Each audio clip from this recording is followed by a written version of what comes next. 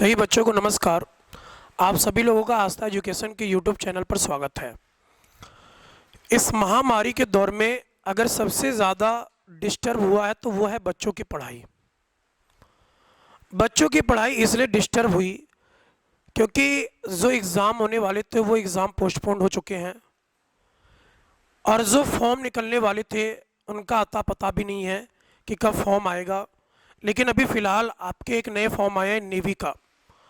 आपके लिए बिल्कुल सुनहरा मौका है कि अगर आप नेवी में सर्विस देना चाहते हैं तो इससे बेहतर ऑप्शन आपके पास नहीं हो सकता। इस बार वैकेंसी भी ठीक ठाक है, लगभग 2500 के आसपास वैकेंसी है।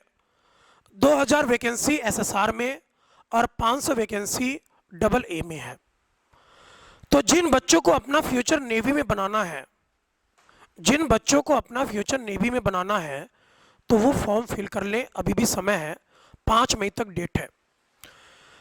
कई लोगों का ये सवाल है कि ऊपर के 10,000 बच्चे बुलाएंगे जो टॉप 10,000 होंगे 12th के आधार पर, और ये वजह समझना कि ऐसा उन्होंने क्यों किया है। ये कोविड की वजह से, क्योंकि 1.5 साल से नेवी का एग्जाम हुआ ही नहीं था। 1.5 साल से नेवी का एग्जाम नहीं हुआ था, इसलिए यही वजह है कि उन्होंने 10,000 केवल बच्चों को बुलाया है कि 10,000 बच्चों में से एग्ज़ाम दिलवा के और जो फिजिकल वहाँ पे होते हैं, मेडिकल होते हैं, उनमें से 2,500 बच्चों को सिलेक्ट करना है।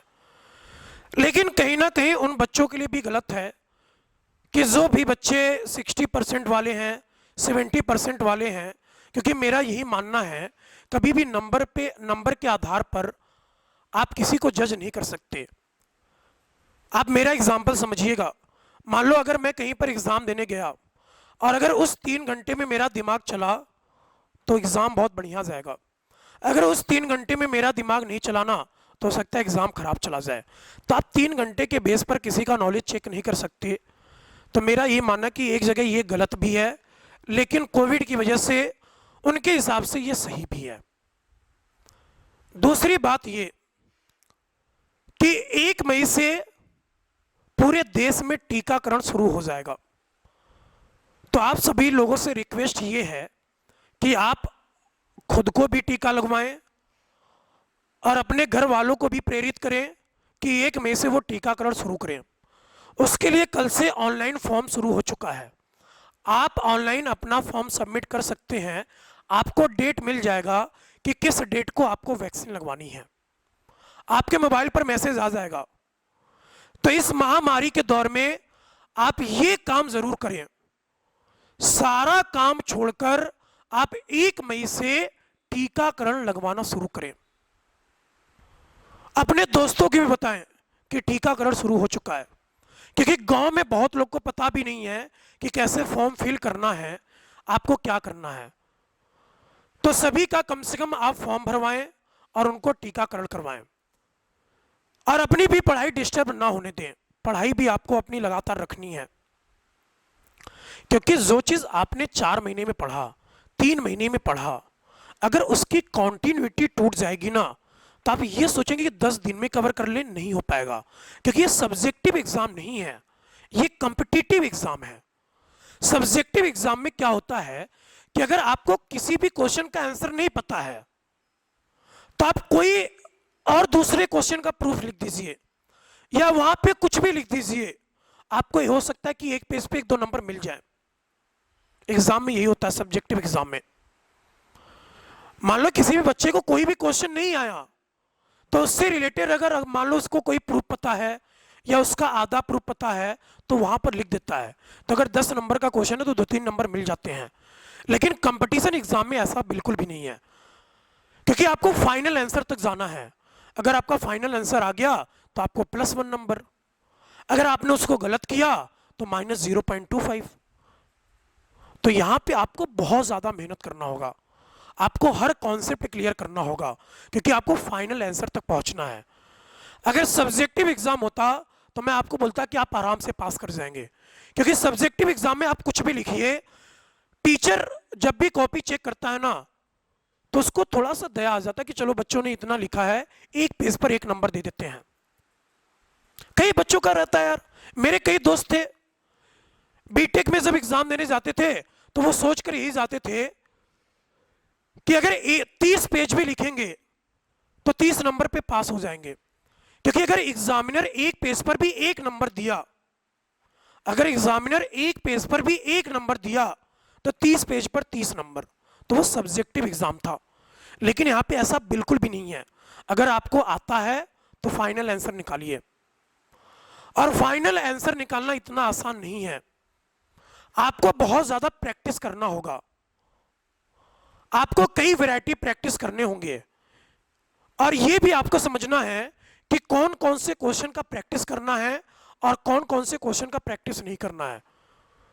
इसीलिए आस्था डिफेंस एकेडमी ऑफलाइन में सबसे नंबर 1 पर है, क्योंकि यहां पे जो कंटेंट डिलीवर किया जाता है ना, वो बिल्कुल एग्जाम के अकॉर्डिंग, कि बच्चे को ज्यादा भटकना ना पड़े, जो कराओ वो पढ़ के जाओ, आपका एग्जाम निकल जाएगा। लेकिन अगर बच्चा भी पढ़ने वाला हो तो, मान लो कोई बच्चा नोट्स ही रिवीजन ना करे तो इसमें कोई कुछ नहीं कर सकता। अगर किसी को भी अपना डिफेंस में फ्यूचर बनाना है तो एक बार जरूर यहां पर विजिट करें, आपको यहां पे कंप्लीट पैकेज मिलेगा, फिजिकल, रहने की सुविधा, जीडी, एसआरटी, एसएसबी, और फेज 1 की तैयारी जो भी रिटन एग्जाम है, आपको कंप्लीट पैकेज यहां पर मिलेगा। कहीं पर आपको भटकना नहीं होगा, एक छत के नीचे सब कुछ अवेलेबल है। और मेरा यही मानना है कि अगर आपको डिफेंस में फ्यूचर बनाना है तो आपको ऑफलाइन कोचिंग करना जरूरी है। आप कहीं भी करिए, मैं नहीं बोल रहा हूं कि आप यहीं पर आइए, लेकिन एक बार जरूर यहां पर विजिट करें, आप यहां का एक बार सिस्टम जरूर देखें कि यहां का सिस्टम क्या है। तो इस महामारी के दौर में आप अपने आप को बिल्कुल भी सुरक्षित रखें, और 1 मई से जो टीकाकरण है, आप सभी का फॉर्म फिल करवाएं, जो भी आपके घर में मम्मी पापा जो भी है, सिस्टर वगैरह, और अपना खुद का भी। बगल के लोगों को भी यदि नहीं पता है तो उनको भी बताइए कि आपको पहले ऐसे फॉर्म फिल करना होगा, तभी उनका नंबर आएगा। ऐसा नहीं कि आप चले गए कहीं और टीकाकरण लगवा लिए, ऐसा बिल्कुल भी नहीं है। क्योंकि जब आप ऑनलाइन फॉर्म सबमिट करेंगे ना, तो गवर्नमेंट क्या करेगी कि कोई भी एक सेंटर है, अगर उस सेंटर पे 100 फॉर्म फिल हुए तो उसे 100 वैक्सीन देगा, ऐसा नहीं कि 101 वैक्सीन देगा, उसे केवल 100। तो आप ये सोचेंगे कि मैं वहां पे जाके ऐसी वैक्सीन लगवा लूंगा, नहीं हो पाएगा। तो आप फॉर्म जरूर सबमिट करें और पढ़ाई भी अपनी लगातार रखें। इस चैनल पे आपको लगातार वीडियोस मिलेंगे भी, और हो सकता है कुछ वीडियोस आ भी चुके होंगे। आपको लगातार वीडियोस यहाँ पर मिलेंगे कि आपके एग्जाम में कैसे क्वेश्चन रिपीट करते हैं, और अपने आप को भी मोटिवेट रखें। इस दौर में क्या होता है कि जब दिमाग खाली होता है ना, जैसे गांव में कहावत है, खाली दिमाग शैतान का। जब आपका खाली दिमाग होगा ना, और ये जो एज है, इस एज में दिमाग में कई चीजें आ जाती हैं, जो आप बिल्कुल डिमोटिवेट हो जाते हैं, अपने रास्ते से भटक जाते हैं। तो इस समय को पहचानिए और अपने आप को ही पहचानिए कि हर दिन कुछ ना कुछ नया सीखें। आप शाम को सोते वक्त एक बार जरूर सोचें कि आज आपने ये जो 12 घंटे है, 10 घंटे है, ये कहाँ पर व्यतीत किए, कहीं आपका ये समय तो खराब नहीं हुआ। तो इस समय को भी पहचानना है, क्योंकि ये जो पीक एज है आपका ना, 18 साल, 19 साल, 20 साल, ये एज दोबारा नहीं आता है। क्योंकि इस एज में जो एनर्जी होती है, वो एनर्जी 30 साल, 32 साल, 35 साल में नहीं आ पाएगी। जो एनर्जी 18 साल से 25 साल में होती है, वो एनर्जी बार बार नहीं मिलता है। तो इस एनर्जी को आप यूज करिए, इस एनर्जी को कहीं पर वेस्ट मत करिए, इस एनर्जी को यूज करना है और अपने कैरियर को बनाने में यूज करना है, कहीं फालतू जगह यूज ना करें, क्योंकि ये एज दोबारा नहीं आएगा। मैं ये भी नहीं बोलूंगा कि आप बिल्कुल 24 घंटे पढ़ाई करें, क्योंकि ये एज थोड़ा सा मस्ती का भी है, मस्ती भी करें और पढ़ाई भी करें। ये नहीं कि 10-10 घंटे केवल फोन पे लगे हुए हैं। मुझे पता है आप इस समय पबजी वगैरह खेल रहे होंगे, रात में 2-2 बजे रात तक, पूरे दिन भर, इससे कुछ भी नहीं होगा भाई, क्योंकि ये एज दोबारा नहीं आएगा। आपको ये बात समझनी होगी। मैं ये नहीं बोल रहा कि आप पबजी मत खेलिए या कोई गेम मत खेलिए, खेलना 1-8 घंटे मूड फ्रेश कर लिए, 2 घंटे पढ़ के आधे घंटे गेम खेल लिए, फिर मूड फ्रेश हो गया, फिर पढ़ने बैठ गए, या कुछ खाने का मन हुआ कुछ खा लिए, और ये तो ऐसा समय है कि आप अपने घर में अपने मम्मी के साथ भी काम करवा सकते हैं। इंटरेस्ट होना चाहिए, बस खाना बनवाने में और किसी काम को करवाने में इंटरेस्ट होना चाहिए। आप इस समय में और कुछ भी एक्स्ट्रा चीजें सीख सकते हैं, जैसे खाना बनाना हो गया, कोई ड्राइंग वगैरह हो गई, तो ये सब भी चीजें सीख सकते हैं। जीडी के कुछ टॉपिक हो गए, आप उसको भी तैयार करिए इस समय में, क्योंकि आप ये सोचेंगे कि 15 दिन में तैयार हो जाएगा, तो बिल्कुल भी नहीं होगा। तो इस समय को बिल्कुल भी ना जाने दें, क्योंकि ये एज बार बार नहीं आता है। मैंने भी उस एज में देखा था, हमें भी लोग समझाते थे तो लगता था कि यार ये तो पता नहीं क्या समझा रहा है, क्योंकि दिमाग में वो चीजें नहीं आ पाती हैं। दिमाग तो ब्लॉक बैठा है ना, क्योंकि आपका दिमाग में कचड़े भरे हुए हैं वहां पे कि हमें गेम खेलना है, हमें इस समय वहां पर जाना है, किताब से कोई मतलब नहीं है। अगर आपको कोई समझाएगा भी ना, तो हो सकता है कि आपके मन में 2 गाली भी आए, क्योंकि ये एज ऐसा है ही। तो इस एज में आपको अपना समय बिल्कुल भी खराब नहीं करना है। ऐसे मैं आपको आने वाले वीडियोस में कुछ ना कुछ सिखाते रहूंगा। आने वाले वीडियोस में मैं आपको ये बताऊंगा कि किसी भी डिफेंस एग्जाम को क्रैक करने के लिए क्या क्या चीज़ें ज़रूरी हैं, आपको एग्जाम की तैयारी कैसे करनी है, आपको क्या क्या पढ़ना है और क्या चीज़ें छोड़कर जाना है। ये सारी चीज़ें हम लोग यहाँ पर डिस्कस करेंगे।